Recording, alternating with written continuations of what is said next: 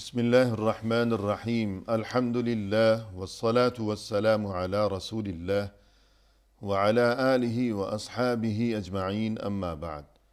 ناظرین کرام، السلام علیکم ورحمۃ اللہ وبرکاتہ۔ تفہیم دین کی اس محفل کے ہمراہ ہم آپ کی خدمت میں حاضر ہیں۔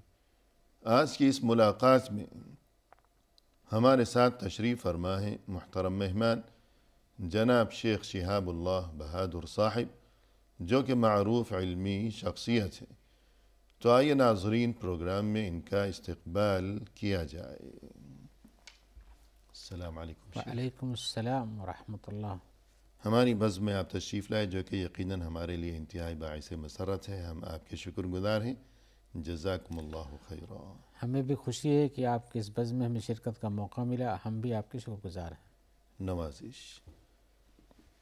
ناظرین، جہاں تک تعلق ہے آج کی اس ملاقات میں موضوع گفتگو کا، تو اس سے قبل گزشتہ ملاقات کے موقع پر انہی محترم مہمان کی معیت میں ہم نے یہ گفتگو کی تھی کہ مال و زر کی ہوس اور اس کے نقصانات، یعنی دین اسلام کی اہم ترین تعلیم یہ ہے کہ انسان مال و زر کی ہوس کی بجائے اپنے اخلاق و کردار کو سنوارنے کی کوشش اور فکر و جستجو کیا کرے اور اس جانب زیادہ متوجہ رہا کرے۔ تو آئیے آج کی اس ملاقات میں اسی سلسلے گفتگو کو آگے بڑھایا جائے اپنے مہمان کی زبانی۔ محترم، اس سے قبل گزشتہ نشست کے موقع پر ہم نے آپ کی زبانی یہ مفصل گفتگو سنی اور آپ سے رہنمائی حاصل کی کہ مال کا لالچ در حقیقت یہ ہے وہ بری چیز کہ جس کی ممانعت مقصود ہے، ورنہ یہ کہ مال بذات خود برا نہیں ہے۔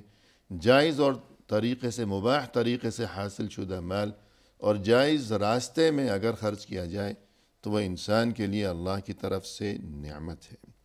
آج کی اس ملاقات میں یہ ارشاد فرمائیے گا کہ مال کو اگر غلط طریقے سے استعمال کیا جائے گا تو پھر انسان کے لیے کیسے کیسے نقصانات مرتب ہوں گے۔ بسم اللہ والحمد للہ والصلاة والسلام علی رسول اللہ وعلی آلہ وصحبہ اجمعین۔ بلا شبہ مال، جیسا کہ آپ نے فرمایا، ایک مفید اور زندگی کا ایک لازمی اور ضروری حصہ ہے جی، جس کے بغیر زندگی قائم نہیں ہوتی ہے۔ صحیح۔ لیکن اس کا استعمال ہی اس کو نقصان یا فائدے میں لے جاتا ہے۔ ظاہر بات، مال ہے تو اس کا استعمال ہے، صحیح۔ مال نہیں تو استعمال نہیں۔ تو جب مال ہے تو استعمال ہے، لیکن استعمال کس انداز میں ہے وہی اس کے نفع و نقصان کا باعث بنتا ہے۔ جی، درست۔ نفع کے بارے میں تو ہم اس سے پہلے گفتگو کر چکے، لیکن اس کے نقصانات جو ہوتے ہیں جی، جس کے ذریعے سے انسان کے لیے ایک آفت وہ چیز بن جاتی ہے، وبال بن جاتا ہے، یہ کہہ لیجئے۔ اور یہ نقصانات دینی دنیاوی دو اعتبار سے ہوتے ہیں۔ جی، ایسے ہی نہیں کہ صرف ہم مال مانتے نقصان کا مطلب آخرت اس کی خراب ہو جاتی ہے، دنیا بھی خراب۔ جس دنیا میں مال کے ذریعے سے انسان عزت و شرف حاصل کرتا ہے، غیروں کی مدد کرتا ہے، اپنی عزت بچاتا ہے، بخالت سے بچتا ہے، سخاوت کرتا ہے، جی، اچھائیاں بھی آتی ہیں لیکن برائیاں بھی مال کے اندر پائی جاتی ہیں، نہیں انسان کے استعمال کی وجہ سے ہے۔ تو ہم آئیے کچھ ایسی چیزیں بھی بتائیں گے کہ کچھ دینی نقصان بھی ہوتے ہیں اور دنیاوی نقصان بھی ہوتے ہیں۔ صحیح ہے۔ آئیے ہم پہلے دینی نقصان کا تذکرہ کر لیتے ہیں۔ جی، دینی نقصانات مال کے ذریعے سے جو ہوتے ہیں، انسان سے مطلوب یہ ہے کہ وہ گناہوں سے پاک صاف زندگی گزارے۔ جی، اور انسانوں سے جب اللہ کو یہ مطلوب ہے کہ ایک اللہ کا نیک بندہ رہے، اللہ کے احکام پر چلے، گناہوں سے دور رہے، لیکن اس مال کے پانے کے بعد اگر ان کا استعمال غلط راستے میں کرتا ہے تو وہ گناہ کا باعث بن جاتے ہیں۔ جی، تو گویا کہ اس مال کے ذریعے سے انسان گناہوں کی طرف اپنے قدم بڑھا لیتا ہے، اسے رغبت ہونے لگتی ہے۔ رغبت ہونے لگتی ہے۔ انسان کو حقیقت یہ ہے کہ مال ہمارے پاس پیسے ہی نہیں کہیں 2 کلومیٹر سفر کرنے بھر کا، جہاں برائی کے اسباب ہیں. فرض کیجئے کھانے کے لیے پیسے نہیں ہیں تو برائی کے لیے وہ پیسے کہاں سے لائے گا؟ کیا سوچے گا؟ تو ایسے، لیکن اگر اس کے پاس کھانے سے پیسے زائد ہوتے ہیں تو سوچتا ہے اس کو پھر کہیں اور لگانا چاہیے. نیت خراب ہے تو غلط راستے ہی کی طرف قدم بڑھاتا ہے. جی، تو یہ مال اسے میسر آیا تو وہ اس برائی کی طرف راغب ہوا، راغب ہو گیا. نہ مال ہوتا اور نہ یہ برائی کی نوبت آتی. تو گویا کہ یہ ایک سبب بن جاتا ہے برائی کی طرف بلانے کے لیے یا برائی کی طرف لے جانے کے لیے. ایسی صورت میں اگر ہم یہ کہیں کہ اس کو اس برائی سے بچانے کا کیا راستہ ہے، جی دیکھیں کہ مال ہی نہیں رہتا تو یہ وبال نہیں پیدا ہوتا. صحیح، نہ رہے بانس نہ بجے بانسری والی بات ہے. جی ہاں، تو پھر ایسی صورت میں انسان کو مال ملنا ہی برائی ہو جاتا ہے، اس لیے کہ اس کے اپنے ارادے برے ہیں. صحیح ہے. لیکن اگر وہ مال نہ ملے تو اس برے ارادے کی تنفیذ بھی نہیں کر پاتا ہے. جی تو مال کبھی کبھی انسان کے لیے برائی کی طرف جانے کا سبب بن جاتا ہے، اس لیے کہ اس کی نیت اپنی خود درست نہیں ہوتی ہے تو گناہ میں پڑ جاتا ہے. اور صبر کرے تو تھوڑی مشقت تو اس کو سمجھ میں آتی ہے کہ ہمیں مال نہ ملنے سے مشقتیں ہیں، لیکن اس کا انجام اس کے لیے اچھا ہوتا ہے، اس لیے کہ برائی سے صبر کر لیتا ہے. اور یہ جو آزمائش ہوا کرتی ہے بعض اوقات کبھی خوشی کے ذریعے کبھی غم کے ذریعے، کبھی اللہ تعالیٰ لے کے بھی آزمائش کرتا ہے اور دے کر بھی آزمائش کرتا ہے. تو اہل علم کے بقول تنگ دستی کے ذریعے جو آزمائش ہوتی ہے بعض اوقات خوشحالی کے ذریعے آزمائش زیادہ مہلک ثابت ہوا کرتی ہے. جی ہاں، میں نے بتایا کہ اگر وہ صبر کرتا ہے تو مشقت تو دیکھتا ہے اس میں، لیکن اس کے لیے انجام اچھا رہتا ہے. لیکن یعنی پیسہ ہی نہیں ہے اور وہ ارمان پورے نہیں کر پا رہا تو صبر کیے بیٹھا ہے تو گناہ سے تو بچا ہوا ہے. لیکن اگر خوشحالی آ گئی ہے اور وہ گناہ کی طرف اس کے اب قدم بڑھنے لگے ہیں تو گویا کہ وہ تو گناہ میں ملوث کے راستے پہ آگے جاتا بڑھتا ہی رہتا ہے اور ہلاکت ہو کے رہتی ہے. لہذا اس کے لیے تو اچھا ہی تھا کہ مال ہی اتنا نہیں ملتا، تنگ دستی رہتا، وہ آزمائش اچھی تھی اس کے لیے. جی ہاں. اور دوسرے یہ ہے کہ انسان مال پا کر کے اس کے لیے جو چیزیں بہت ضروری نہیں تھی، مباح تھی کہ چلو یہ بھی تمہارے لیے استعمال جائز ہے. جی، ضروریات زندگی سے بھی کچھ بڑھ کے تھی جس کو یعنی بہت لازم نہیں تھا، لیکن وہ مثال کے طور پر انسان کے پاس مال ہوتا ہے. یعنی ایک ضروریات ہیں ایک کمالیات ہیں. جی ہاں، انسان کے پاس گھر چاہیے، گھر ہے صحیح ہے، لیکن اس کو بہت اچھا گھر چاہیے، اس کے ساتھ اتنے روم چاہیے، اس کے ساتھ یہ چاہیے. اس طرح کی بہت ساری مثالیں بن سکتی ہیں. گھر کی تو مثال ہم نے دیا ہے، فرنیچر چاہیے، یہ ایک مثال ہم نے دیا ہے. جی ہاں. تو انسان اس میں اسی پر بس نہیں، اس کے پہلے میں یہ تھا کہ یہ اتنا یہ کر سکتا ہے، وہ اتنا وہ کر سکتا ہے. ابھی اس کے پاس 2-4 گاڑیاں ہیں، 25 گاڑیاں چاہیے، اس کے خدم و حشم کے لیے چاہیے. تو ہو سکتا ہے انسان اس طرح سے مباحات میں بہت سارا خرچ کر دیتا ہے، جبکہ ضروریات جو دوسروں کی ہیں، جی، جہاں پر صدقہ و خیرات کرنا ضروری ہے، جن کے پاس کھانے کے پیسے نہیں ہیں، جی، پہننے کے کپڑے نہیں ہیں، وہاں نہیں دیکھتا اور اپنے عیش و آرام میں اس حد تک مگن رہتا ہے کہ جو اس کی زندگی کا ضروریات بھی نہیں اس پر بھی خرچ کرتا ہے بہت زیادہ. یعنی آپ کی اس گفتگو کا مقصد یہ ہو گیا کہ مال جو برائیاں پیدا کرتا ہے بعض اوقات کچھ لوگوں کے لیے، تو پہلی شکل یہ ہو گئی کہ جب تک پیسہ نہیں تھا تو وہ برائی سے بچا ہوا تھا، پیسہ آیا تو وہ برائی میں مبتلا ہو گیا، اور پھر یہ برائی اس کی عادت بن جاتی ہے. جی، دوسری شکل جو آپ بیان فرما رہے ہیں تو اس کا مقصد یہ ہے کہ جائز کاموں میں ہی وہ خرچ کر رہا ہے، ناجائز میں خرچ نہیں کر رہا. نہیں، صحیح ہے، لیکن جائز کاموں میں اب وہ فضول خرچی پر آ گیا. جی ہاں، وہ جتنی ضرورت نہیں ہے، جہاں دوسروں کی ضرورت کو دیکھتے ہوئے اپنی جائز ضرورتوں کو پورا کر دوسروں کی بہت ضروری چیزوں کو بھی نہیں دیکھتا، جبکہ شریعت حکم دیتی ہے یہاں تم خرچ کرو. تو مباحات چیزوں کے درمیان جو چیزیں جائز تھیں اس کے لیے کرنا، لیکن زندگی کا لازمہ اور ضرورت نہیں تھی یا عبادت کا بہت اہم مقصود نہیں تھا، وہاں پہ آدمی بہت سارے پیسے لگائے، اور جہاں مقصود عبادت بہت لازم ہے وہاں پہ نہ خرچہ کرے. تو اس طرح سے ایک راستہ جو اس کے لیے بہتر نہیں ہے اس کی طرف چلا جاتا ہے. لیکن اس بہتر راستہ جو میں کہہ رہا ہوں اس کی جب ایک عادت بن جاتی ہے ایسی، تو پھر پیسوں کو کما کے اس کو پورا کرنے کے لیے غلط راستے بھی اختیار کرنا شروع کر دیتا ہے. یعنی اب یہ اس کی مجبوری بن جائے گی. جی ہاں، تو کہاں سے آنا چاہیے؟ ان آنے والے راستوں کو، اس میں خیر و شر کی تمیز کو ختم کرنا. مثلا اب اس کی عادت بن گئی ہے کہ مجھے روزانہ ایسا کھانا چاہیے، جو کہ ضرورت سے بہت بڑھ کر ہے۔ کل اگر خدا نخواستہ حالات بدل گئے کہ وقت کو رنگ ڈھنگ اور کروٹ بدلتے ہوئے دیر نہیں لگتی۔ اب چونکہ وہ عادی ہو چکا ہے، اب اس کی یہ خواہش جب پوری نہیں ہوگی تو وہ ناجائز طریقہ شاید اپنانے کے بارے میں سوچنے لگے، یا لباس کہ ایسا ہونا چاہیے ویسا ہونا چاہیے، تو یا جو بھی جائز چیزیں ہیں اگرچہ بذات خود وہ جائز ہیں، لیکن ان میں وہ اتنا حد سے تجاوز کر کے اپنے مزاج کو وہ خراب کر چکا ہے، اور کل کو اگر یہ گنجائش اس کے پاس نہیں رہی تو اب وہ چونکہ مجبور ہے، عادی ہو چکا ہے، لہذا وہ اپنی ان خواہشات کی تکمیل کے لیے شاید کوئی غلط راستہ اپنائے گا، اور تو یہ تو نقصان ہی ہو گیا۔ ہوتا بھی ہے کہ انسان جس چیز کی عادت بنا لیتا ہے اس پر کرتا ہے، اور اس کے حالات، مالی حالات ہمیشہ یکساں نہیں رہتے ہیں۔ اسی لیے حدیث میں آیا ہوا ہے من اقتصد ما عال من اقتصد، کہ جو آدمی درمیانہ روی سے کام چلاتا ہے اقتصادی زندگی میں، وہ کبھی فقیر نہیں بنتا۔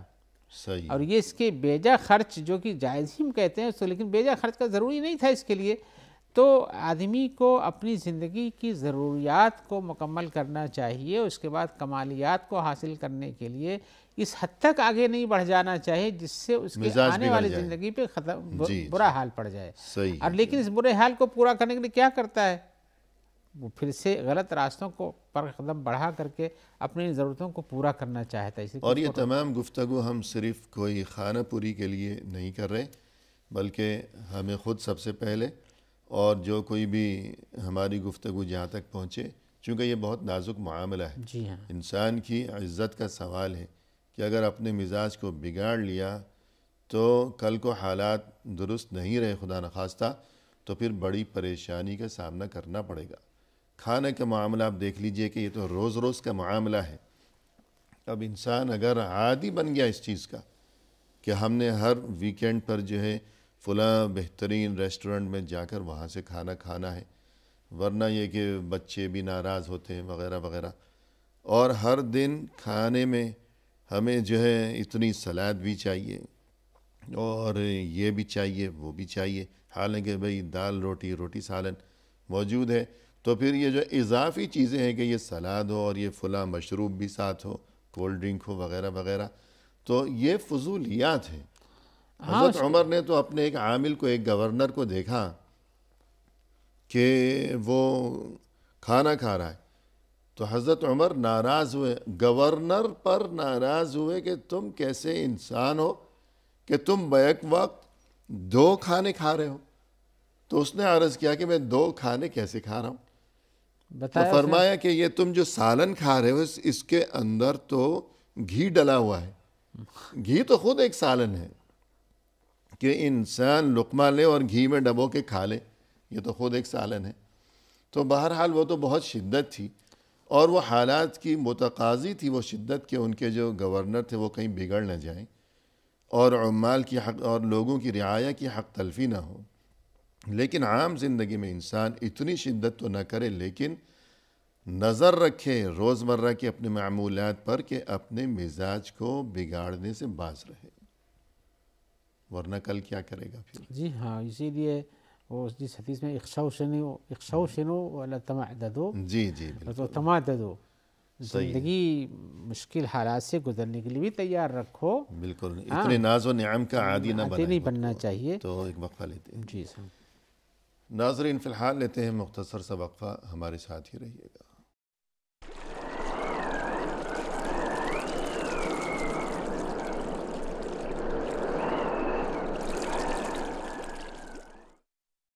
ناظرین، وقفے کے بعد ہم حاضر خدمت ہیں، آئیے سلسلہ گفتگو کو آگے بڑھایا جائے اپنے مہمان کی زبانی۔ شیخ، وقفے سے قبل آپ نے گفتگو فرمائی کہ مال انسان کے لیے اللہ کی طرف سے بہت بڑی نعمت ہے، لیکن بعض اوقات انسان کی غلط نیت کی وجہ سے یا غلط استعمال کی وجہ سے مال انسان کے لیے نقصان اور خرابی کا سبب بھی بن جایا کرتا ہے۔ اس کی کیا کیا شکلیں ہو سکتی ہیں؟ آپ نے چند شکلیں بیان فرمائیں، تو اس سلسلے کو آگے بڑھائیے گا۔ جی اس سلسلے میں ایک بات اور بھی بہت ضروری ہے اور وہ بہت ہی اہم ہے اپنی جگہ پر، جی وہ یہ ہے کہ مال کی طلب انسان کے پاس جو ہوتی ہے اپنی ضروریات زندگی ہی نہیں بلکہ بہت سے غیر ضروریاتی زندگی کی تکمیل کے لیے بھی، اس میں ہوتا یہ ہے کہ انسان اس مال کے کمانے کے پیچھے اپنے آپ کو اتنا منہمک کر دیتا ہے جی کہ اللہ کے ذکر سے اس کی عبادتوں سے بھی غافل ہو جاتا ہے۔ جی یہ بہت اہم بات ہے۔ جی ہاں یہ بہت اہم بات ہے، اس لیے کہ ہم اللہ کے بندے ہیں، یہ مال بھی صحیح۔ اللہ کا دیا ہوا ہے، اس کے استعمال کا طریقہ بھی اللہ ہی نے بتایا ہم کو، ہم اپنے طریقے سے استعمال کرنا شروع کر دیں تو جی ہم شر و فساد میں چلے جاتے ہیں۔ صحیح۔ انہی میں سے ہمارے بگڑنے کے اسباب میں سے جو انسان کو ہے، یعنی اللہ کے ذکر سے غافل ہونے کے، جو شیطان جسے اپنا ہتھیار خاص طور سے بناتا ہے، وہ اللہ کے ذکر سے غافل ہونے کے لیے بناتا ہے جی مال کو۔ اور یہ ایسی بیماری ہے جو بہتوں کو لگتی ہے۔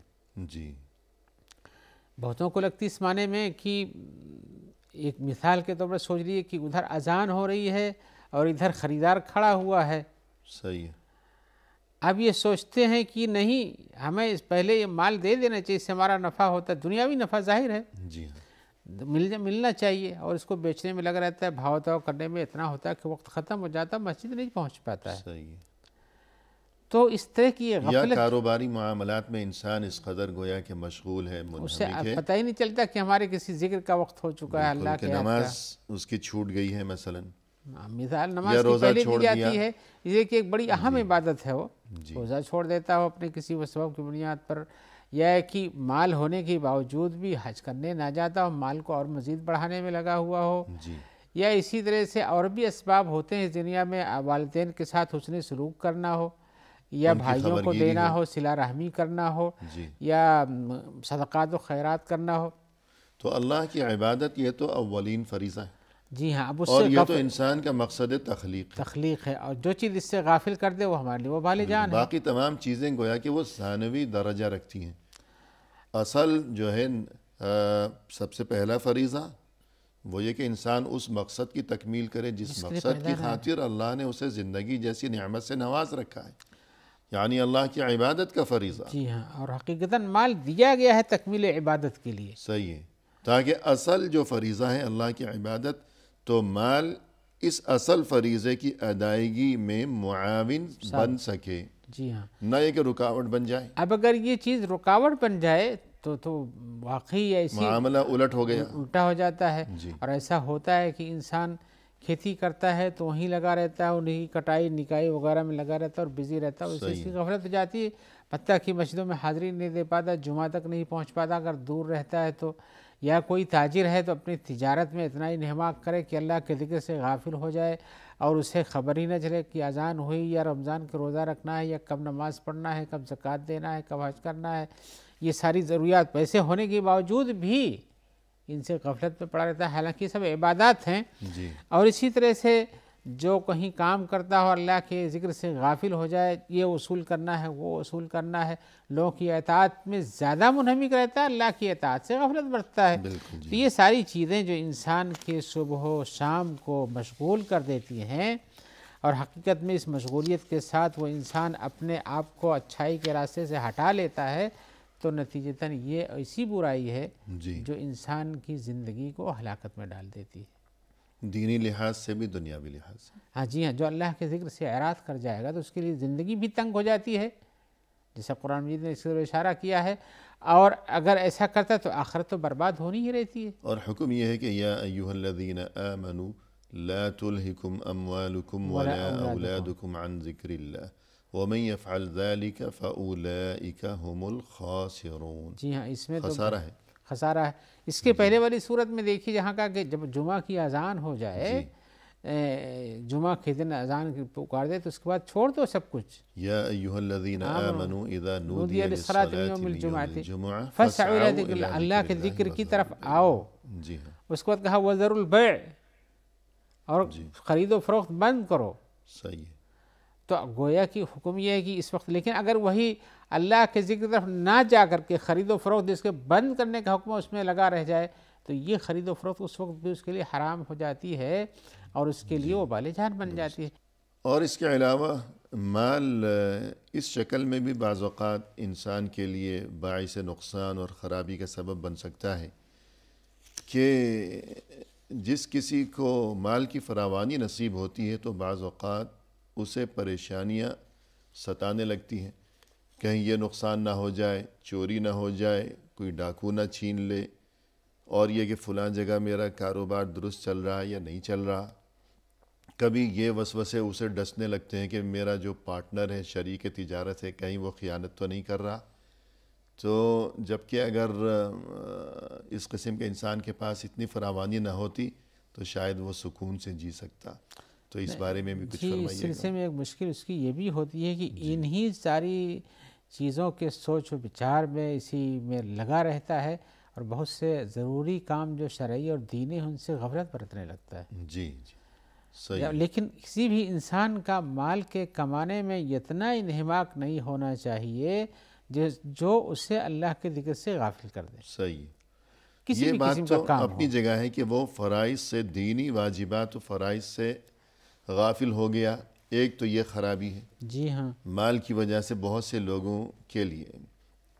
لیکن بہت سے لوگوں کے ساتھ یہ معاملہ بھی پیش آتا ہے کہ سکون جاتا رہا، تو یہ چیز بھی جو ہے قابل توجہ ہے۔ سکون جاتا رہتا ہے اس لیے بھی کہ اسے اب ساری کی ساری فکر جو ہے مال کی ہو گئی، ہر جب مال کے لیے دنیا میں جیسے وہ طلب کرتا ہے، جیسے بہت سارے لوگ ہوتے ہیں پھر، جی ہاں، تو جب بہت سارے لوگ ایک ہی طرح کی چیزوں کو طلب کرتے ہیں تو ہر ایک دوسرے کا حریف بن جاتا ہے، اور تنافس پیدا ہوتا ہے۔ تنافس پیدا ہوتا ہے، اس میں پھر سوچتا ہے کہ یہ خیانت نہ کر جائے، وہ چوری نہ کر جائے، وہ چیز اٹھا نہ لی جائے، اس میں حساب کتاب گڑبڑ نہ ہو جائے، جی رات دن کا ایک چکر اس کے ذہن میں چل جاتا ہے جو اسے ان عبادات سے غافل کر دیتا ہے جن کے بارے میں اسے پہلے سے اپنے وقت کے حساب سے سوچتے رہنا چاہیے، اور اس کی صحت بھی متاثر ہوتی ہے، صحت بھی متاثر آپس کے ہوتی ہے تعلقات بھی مجروح ہوتے ہیں۔ بلا شبہ، اس لیے کہ جب اس کے پاس وساوس سے شبہات اور بدگمانیاں پائے جانے لگی تو تعلقات میں خرابی اب دو پیدا ہونی۔ آدمیوں نے ایک ساتھ جو ہے کاروبار شروع کیا، لیکن چند دن گزرے تو دلوں میں خیال آنے لگا کہ یہ شاید میرے ساتھ جو ہے چیٹنگ کر رہا ہے۔ جی ہاں، وہ یہ سب اسی وجہ سے کہ انسان اس کا حریص بن جاتا بالکل ہے، جی ہاں۔ اور حرص جس کے ہم بارے میں بتایا کہ آدمی حریص ہو جائے، لالچی ہو جائے مال کے جمع کرنے کا، اور اسے پوری طرح سے اپنے پاس اکٹھا کرنا چاہتا ہو تو یہ برائیاں اس کے اندر پیدا ہوتی ہیں۔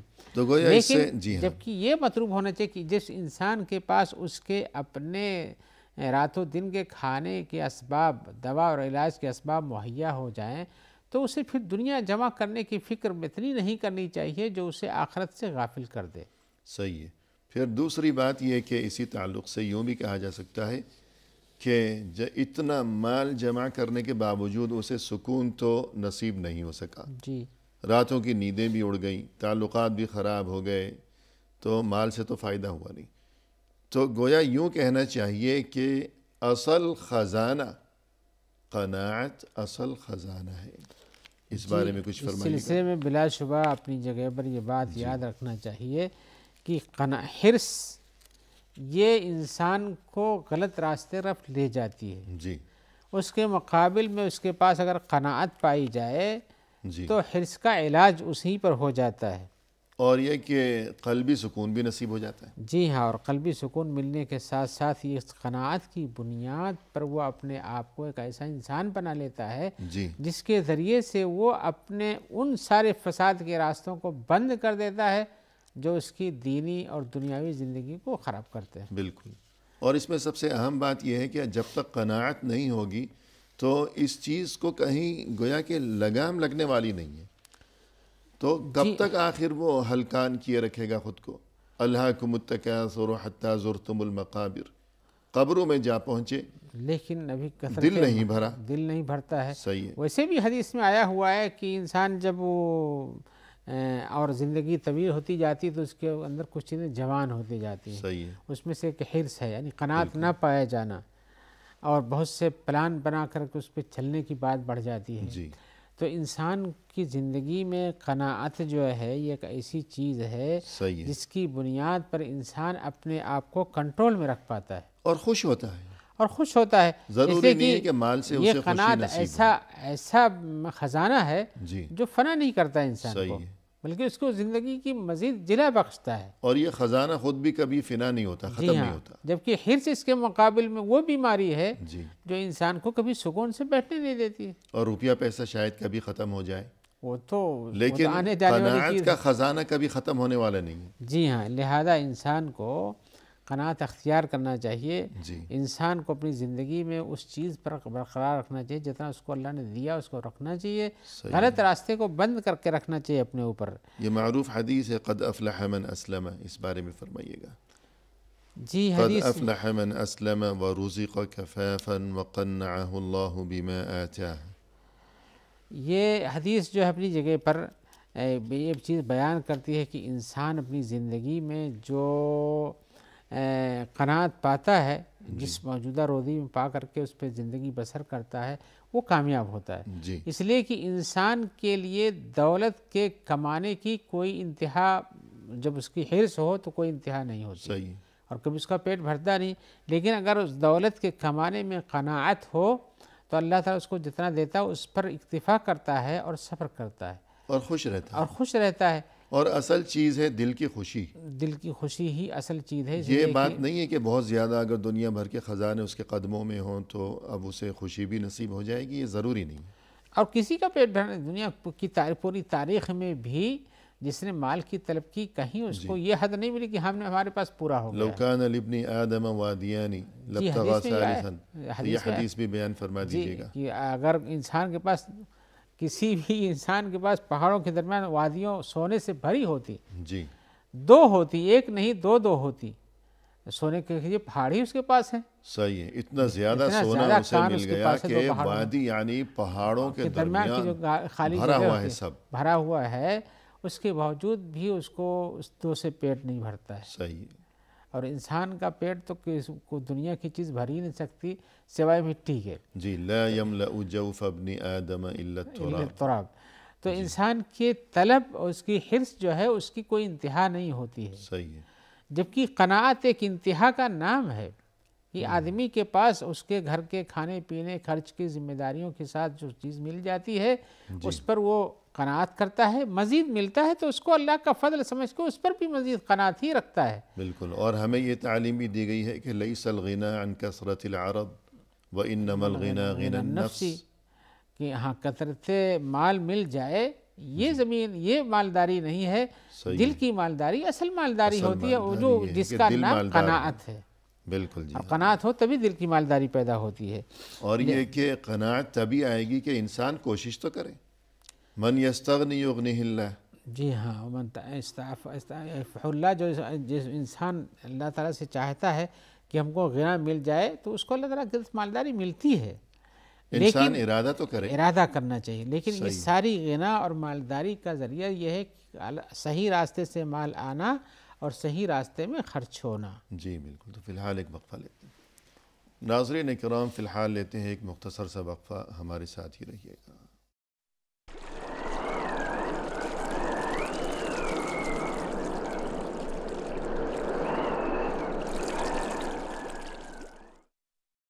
ناظرین کرام، وقفے کے بعد ہم حاضر خدمت ہیں. آئیے سلسلہ گفتگو کو پائے تکمیل تک پہنچایا جائے اپنے محترم مہمان کی زبانی.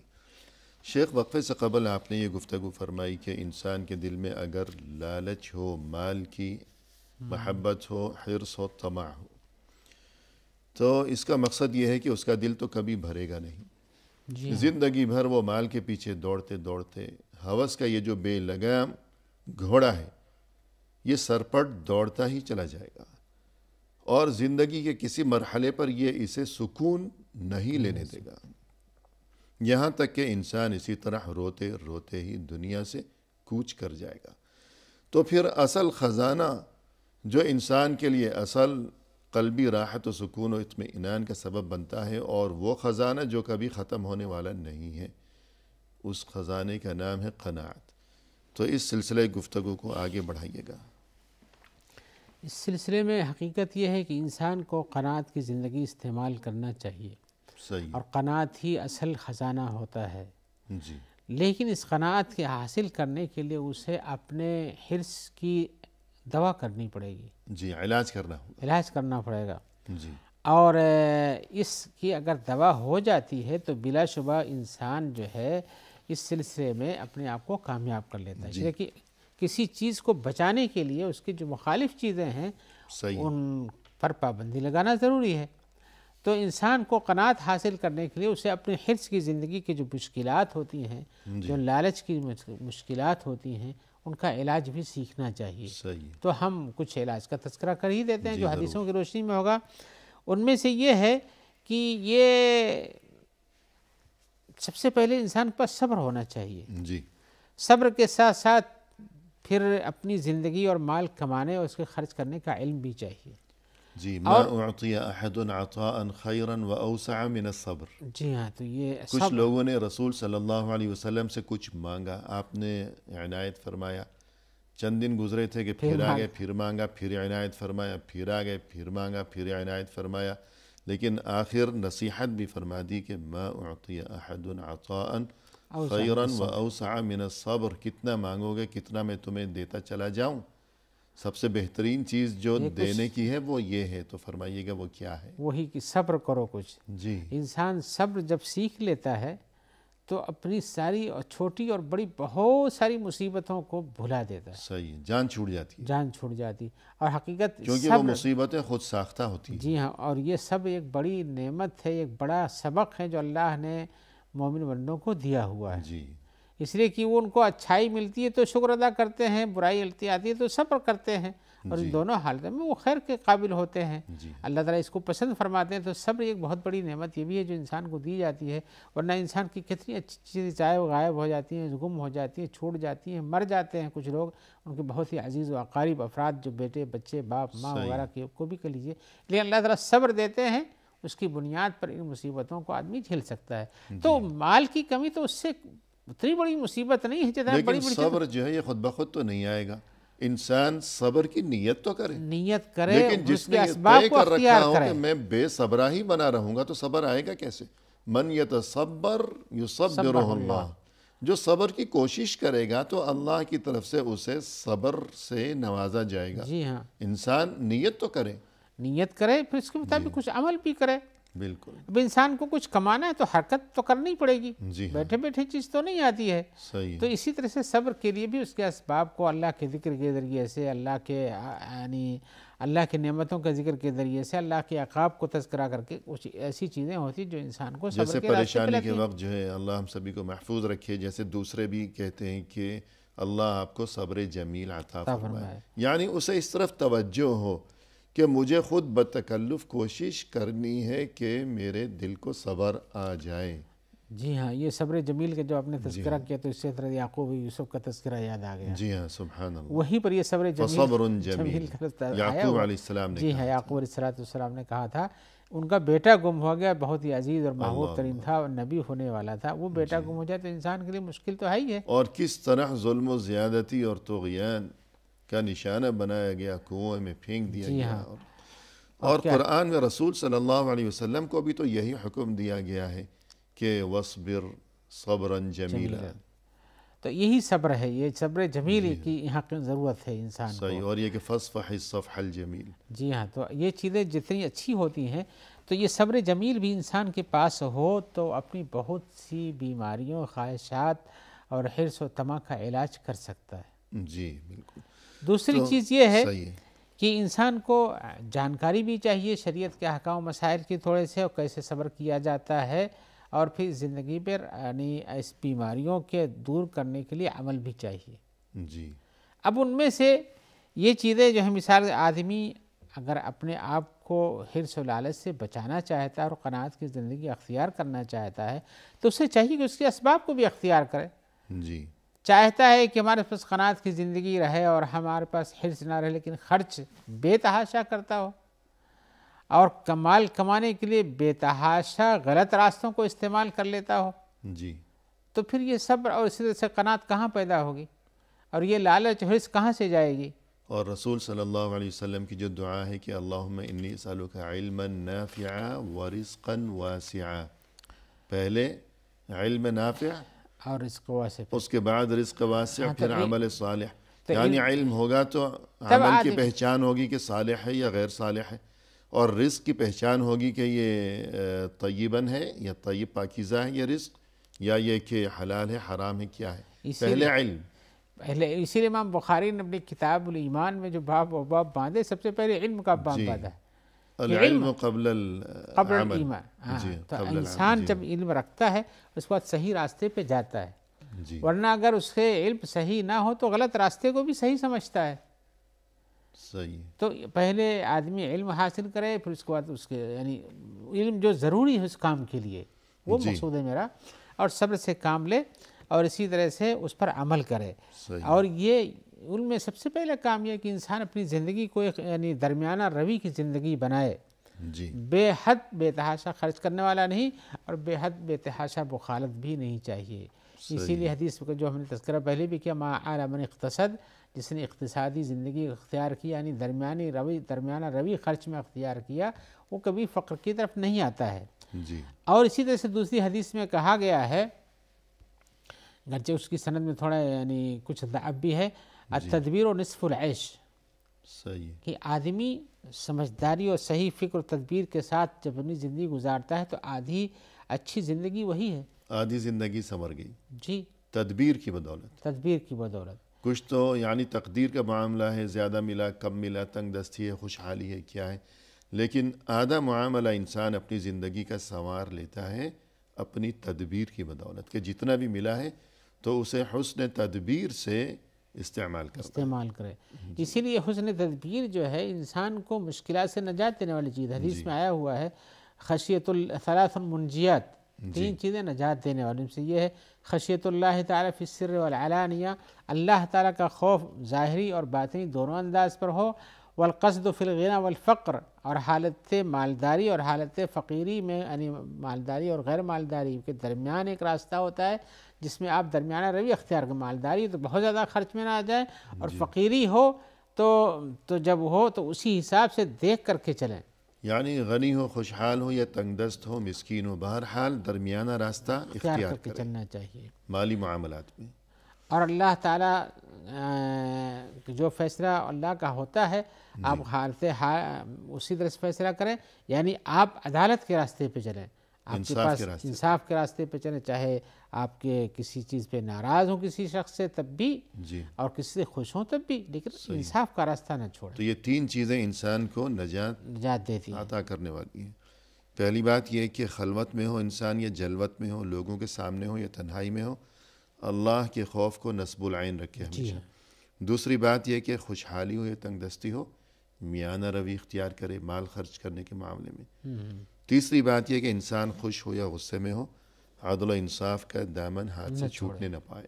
اور اس طرح سے انسان کہیں ظلم نہیں کرتا، کہیں زیادتی نہیں کرتا ہے. صحیح ہے جی. اور ایسے ہی اس کے لیے ایک چیز یہ بھی ہے کہ جو چیز حاصل ہو اسی پر اکتفا کرے، یعنی بر وقت ہمارے پاس اتنی ہی مقدار میں چیزیں ہیں تو ہم کو اس سے مزید کی تلاش مزید نہیں رکھنا چاہیے، اسی پر اپنا کام چلانا چاہیے. جو سامنے ہے، جو موجود ہے، اس پر نظر رکھیں، اسی کا چرچا کریں، اسی کا تذکرہ کریں، اور اسی سے اپنے دل کو بھی خوش کریں اور اسی سے اپنے رب کو بھی خوش کریں.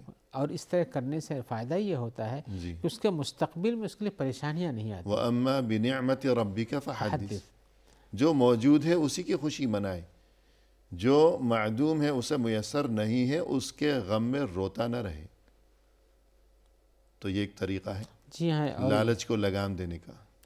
جی ہاں، اسی لیے حدیث میں آیا ہوا ایک لمبی حدیث ہے، اس میں یہ ہے اتقوا اللہ واجملوا فی الطلب، اللہ تعالیٰ سے ڈرو اور مانگ میں درمیانی راستہ اختیار کرو. اور اگر پاس روزی نہیں پہنچتی، بر وقت آپ کو کسی چیز میں ضرورت ہے اور وہ نہیں مل پا رہی ہے، تاخیر ہو رہی ہے، تاخیر ہوتی، تو اس کی وجہ سے گناہوں میں نہ پڑنے کی کوشش کرو کہ غلط راستہ اختیار وَلَا يَحْمِلْنَكُمْ اسْتِبْطَاءُ الرِّزْقِ أَن تَطْلُبُوهُ مِن مَّعَاصِ اللَّهِ عَزَّ وَجَلَّ. اگر روزی ابھی نہیں پہنچتی ہے تو اللہ کی نافرمانیاں کر کے غلط راستے پکڑ کر کے، یعنی چوری سے، ڈکیتی سے، لوگوں کے جھوٹ بول کر کے، خیانت کر کے، ناپ تول میں کمی کر کے، اس طرح سے روزی نہیں کمایا کرو.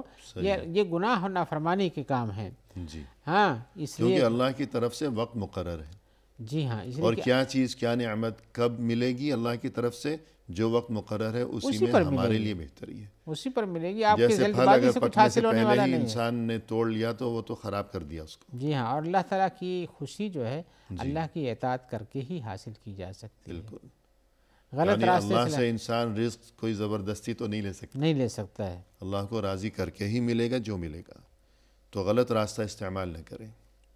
اس لیے کہ اللہ تعالیٰ بندے کو جو عطا کرتے ہیں یہ بندے کے اختیار میں نہیں ہے، جی حقیقت یہ ہے کہ وہ اللہ کی عطا ہے، اللہ کی طرف سے یہ فضل ہے، جس کو جب چاہتے ہیں جہاں جیسا مناسب ہوتا ہے، کسی کو زیادہ روزی ملتی ہے، کسی کو کم روزی ملتی ہے، یہ اللہ کی طرف سے یہ تدبیر ہے سب۔ تو ہمیں اپنی طرف سے بنانے میں غلط راستے سے یہ ہمارے لیے گناہ کا باعث بنتا ہے، اور ہمارے آخرت میں نجات بھی اس سے صحیح۔ رک جاتی ہے۔